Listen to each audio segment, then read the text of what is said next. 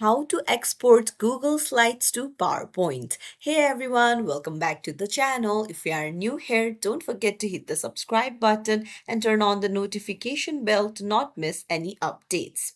So it's really simple to convert your Google Slides to PowerPoint. You'll need to head over to your Google Chrome, go to the 9 dots, and then scroll down, open up Slides, and then look for the slides that you want to convert into your PowerPoint. Tap on it, and then you can see file option on the very top left. Tap on it and you can see the download option and you can see the PowerPoint option. You just have to tap on it, and then you can see the downloading has started, and now it has been saved as a PPT.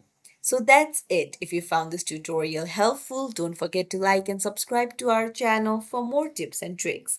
Thank you for watching.